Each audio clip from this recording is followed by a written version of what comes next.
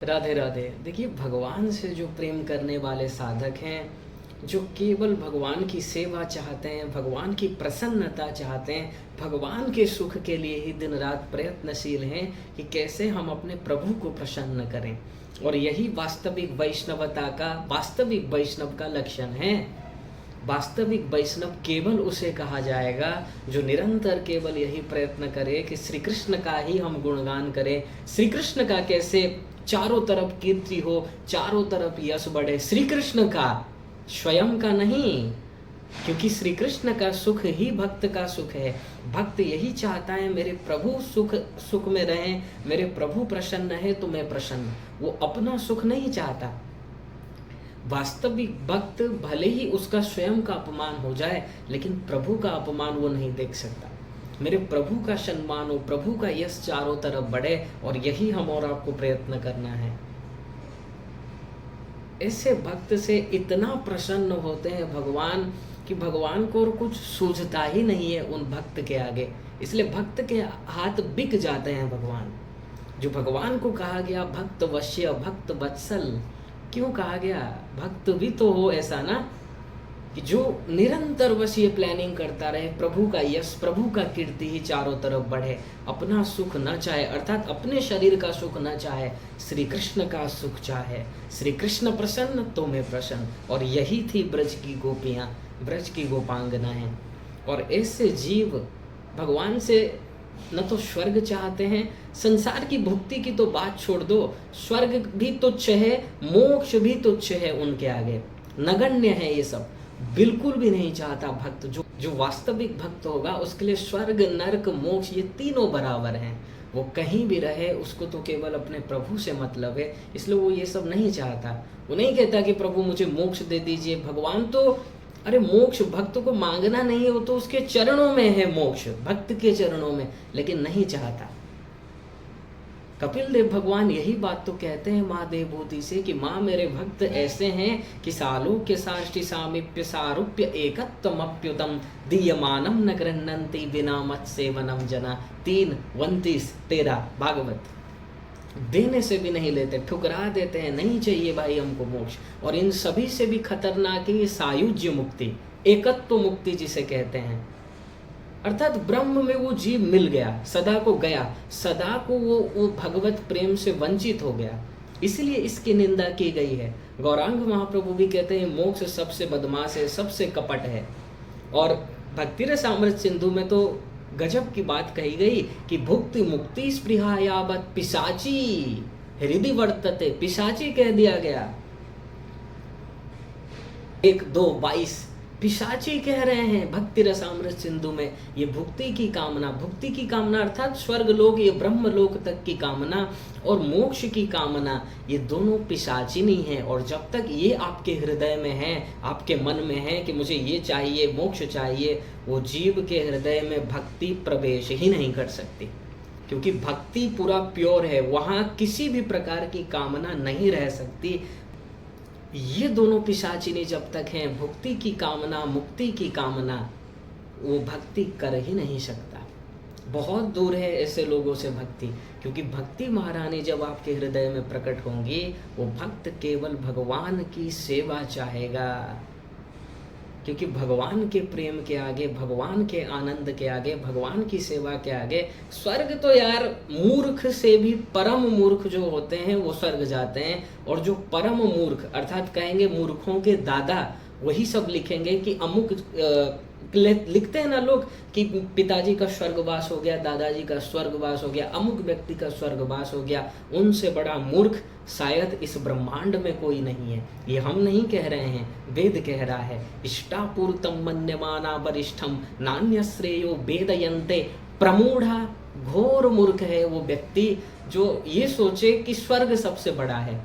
अरे स्वर्ग बड़ा होता तो ये नहीं कहा जाता कि तेतम भुक्त्वा स्वर्गलोकम विशालम क्षीणे पुण्य मर्त्यलोकम विशंति। वहाँ का जो सम्राट है देवराज इंद्र, निरंतर अशांति, निरंतर वो अशांत है। इतनी स्त्रियां हैं लेकिन फिर भी मृत्यु लोक की स्त्री पर आसक्त हो गया। गौतम की स्त्री अहिल्या पर, कथा आप सभी जानते हैं, राम कथा में सुने हैं। सुख नहीं है वहाँ। जैसे यहाँ आप काम क्रोध लोभ के अधीन हो, ये प्रतिक्षण आपको सता रहे हैं, वहाँ भी सताएंगे काम क्रोध लोभ। इसलिए स्वर्ग सबसे फालतू एरिया है स्वर्ग। उससे अच्छा ये मृत्यु लोक है, क्योंकि मृत्यु लोक में हो तो भगवान की कथा सुनने को मिल रहा है, संतों का दर्शन हो रहा है, चारों तरफ भगवान का नाम संकीर्तन चल रहा है, भगवान के भक्तों का आप दर्शन कर रहे हो, उनका सानिध्य प्राप्त हो रहा है। वहाँ ये सब नहीं है, वो तो भोग योनि है। तुमने जो पुण्य किया है बस उसका फल भोगोगे और निरंतर अशांत रहोगे। इसलिए स्वर्ग सबसे मतलब निंदनीय स्थान बताया गया है। दूसरा आया नर्क, ये तो छोड़ो भाई, 28 प्रकार के नरकों का भागवत में वर्णन है। ये पाप करने से ऐसा नर्क, ये पाप करने से ऐसा नर्क, ये भी निंदनीय। और तीसरा जो आया मोक्ष, ये तो और निंदनीय है, क्योंकि सपोज मोक्ष को स्वर्ग और नर्क से भी निंदनीय बताया गया। क्यों? क्योंकि जब जीव मोक्ष को प्राप्त कर लेगा, ये सायुज्य मुक्ति प्राप्त कर लेगा, एकत्व मुक्ति प्राप्त कर लेगा, वो जीव सदा को श्री कृष्ण के प्रेम से वंचित हो जाएगा। हमारा और जो आपका स्वरूप है कि जीवेर स्वरूप हो कृष्णेर नित्य दास, हमारा एक ही स्वरूप है कि हम श्री कृष्ण के दास हैं। क्यों? क्योंकि हम आनंद के दास हैं, हम सच्चिदानंद के दास हैं। इसलिए हम भी सतचित आनंद चाहते हैं, निरंतरता चाहते हैं। हम चाहते हैं सभी ज्ञान हमको हो जाए, हम चाहते हैं हम सदा आनंद में रहें। इसलिए हम श्री कृष्ण के दास हैं, क्योंकि श्री कृष्ण ही सच्चिदानंद हैं। सच्चिदानंद रूपाय विश्वोत्पत्त्यादि हेतवे तापत्रय विनाशाय श्री कृष्णाय वयं नुमः। तो प्रमाणित करता है तुम सच्चिदानंद श्री कृष्ण के दास हो। और ये मुक्ति इतना बदमाश है कि आपका जो स्वरूप है, आपके जो अधिकार है, श्री कृष्ण का प्रेम, श्री कृष्ण का सेवा जन्मजात हमारा अधिकार है, क्योंकि वो हमारे सर्वस्व हैं। उनकी सेवा, उनका प्रेम, ये सब में हमारा मतलब स्वतंत्र अधिकार है। जैसे पिता की संपत्ति में पुत्र का अधिकार है, ऐसे ही श्री कृष्ण का सब आनंद में हमारा स्वतः अधिकार है, स्वतः अधिकार। और ये मुक्ति बदमाश ऐसी है जो आपको उस प्रेम से वंचित कर देती है, उस सगुण साकार के प्रेमानंद से वंचित कर देती है। इसलिए मुक्ति को महान बदमाश, महान कपट और निंदा की गई है। और भक्त कभी नहीं चाहता, भक्त कुछ नहीं चाहता है। भक्त केवल एक ही चीज चाहता है कि प्रभु मुझे आप जिस भी शरीर में भेज दो, कोई प्रॉब्लम नहीं है, लेकिन एक वादा करो हमसे कि जिस भी योनि में हम जाएं, हम आपका स्मरण निरंतर करते रहें, आपसे प्रेम करते रहें और आपके भक्तों का दर्शन होता रहे। बस नर्क भेज दो, स्वर्ग भेज दो, मोक्ष भेज दो, कोई एरिया से हमको मतलब नहीं है। बस आपका स्मरण न छूट पाए, आपकी सेवा की भावना न छूट पाए, निरंतर हम आपका स्मरण करें, आपसे प्रेम करें। भक्ति ये चाहता है। और संसारी विषय पुरुष स्वर्ग चाहते हैं या फिर मोक्ष चाहते हैं। जो परम विद्वान होगा वो मोक्ष कभी नहीं कहेगा कि मोक्ष के लिए प्रयत्न करो, क्योंकि मोक्ष के लिए प्रयत्न करना ही नहीं है। क्योंकि जो भक्ति कर रहे हैं उनके अंडर में भगवान, उसके अंडर में ज्ञान है और ज्ञान के अंडर में मोक्ष। फिर आपको क्या मतलब क्या जरूरत है मोक्ष के लिए एक्स्ट्रा प्रयत्न करो?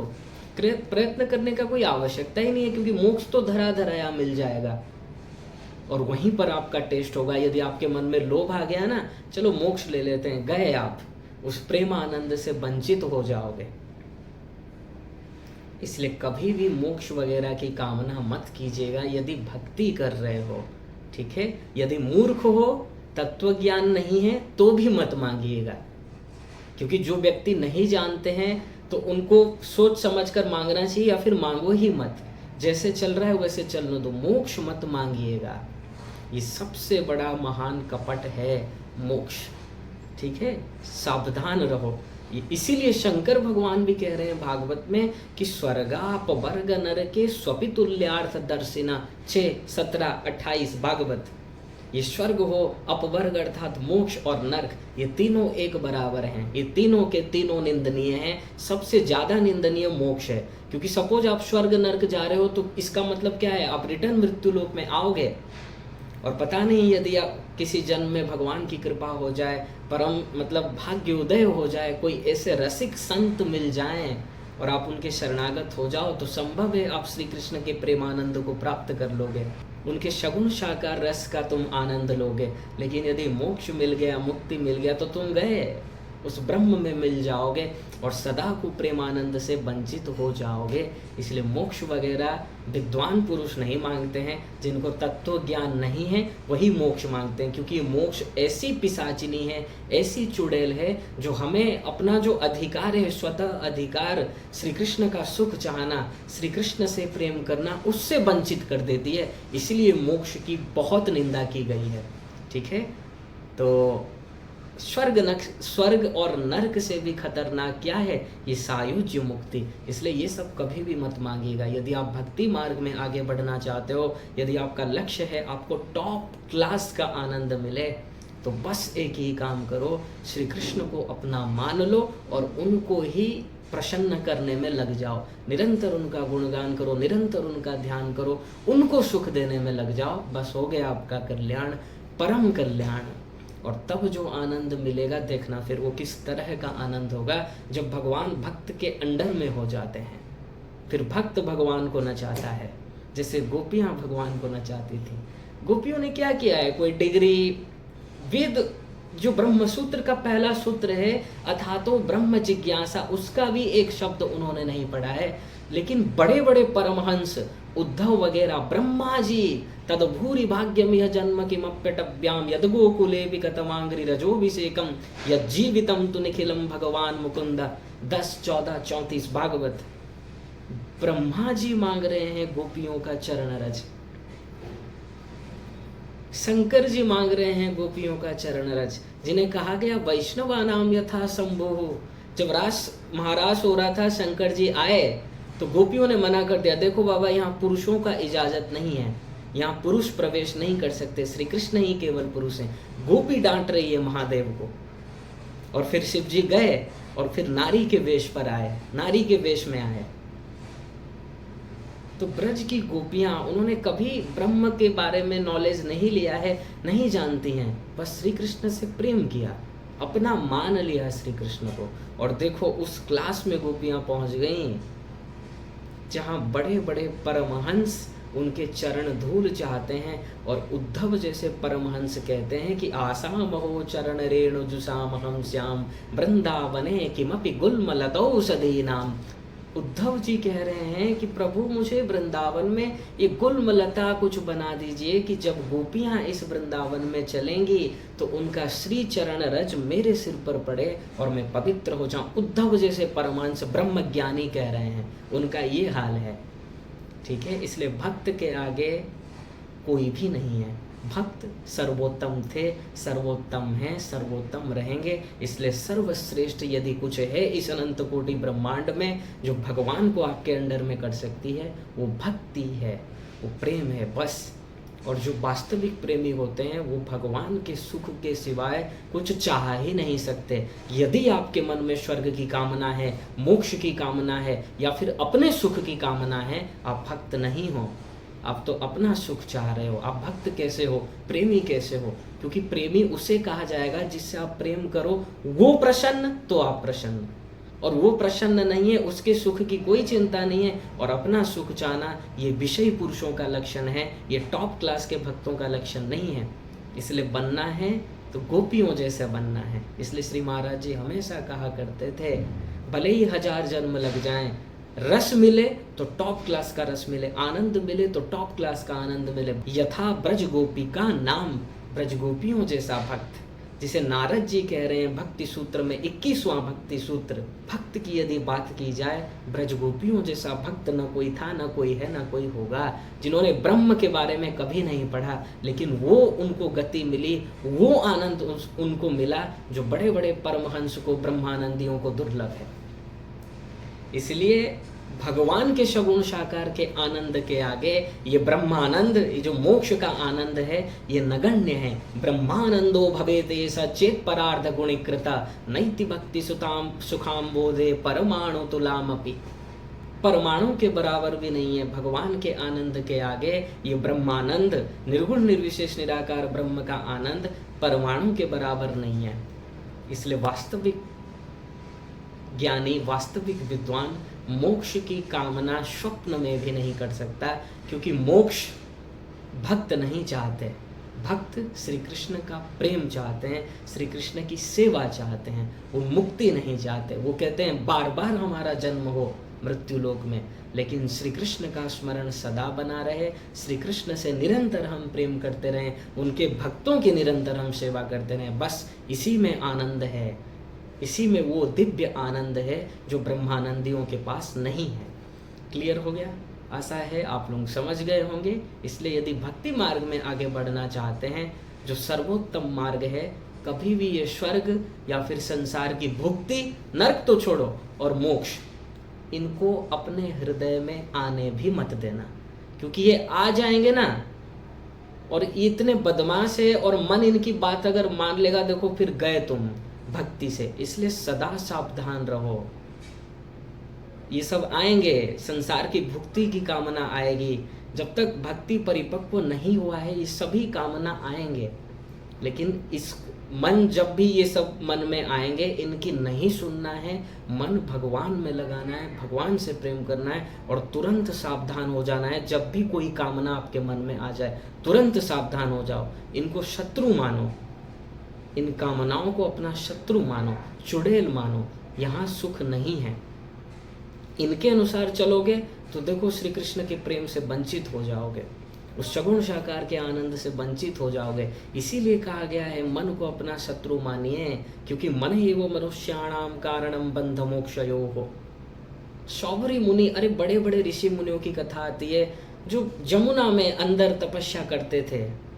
शौभरी मुनि की कथा आती है, कहेंगे कभी विस्तार से, भागवत में ही है, 9वें स्कंद में कथा है, 6ठे अध्याय में। इतने बड़े भाई तपस्वी थे, पानी के अंदर घुसकर वो तपस्या करते थे, पानी के अंदर रहकर वो तपस्या करते थे, जमुना के अंदर। एक बार मीन को क्रीड़ा करते हुए, अर्थात मछली को क्रीड़ा करते हुए देख लिया गया। जो तपस्या किया था सब चोर आसक्त हो गए। मांधाता के 50 बेटियों के साथ शादी कर लिया, 50 कन्याओं के साथ, और 5000 पुत्र हुए, 5000 संतान हुए। बस एक गलत दृश्य ने, एक गलत संग ने ऐसे बड़े बड़े तपस्वियों को वो कहाँ से कहाँ गिरा देते हैं। तब आम मनुष्यों की बात क्या है? इसीलिए कहा गया है सदा सावधान रहो। नकुरियात करहिचित् सख्यम मनसि अनुपस्थिते, 5, 6, 3 भागवत। मन से सावधान रहो। ये सब लोभ आएंगे मन में, लेकिन सावधान रहना है। भक्ति ठीक ठाक करो, ठीक ठाक करोगे तो जब भी आएंगे आप सावधान हो जाओगे। और लापरवाही किए, इनकी बात सुनोगे, ये जो कामना आएगी, भुक्ति की कामना हो, मोक्ष की कामना हो, सिद्धि वगैरह का यदि लोभ आ जाए आपके मन में, इनसे बच कर रहो। ठीक है, यही बुद्धि में निश्चय रखो। यहाँ सुख नहीं है, सुख श्री कृष्ण ही है, उनकी सेवा में ही है, उनकी प्रसन्नता में ही है। राधे राधे।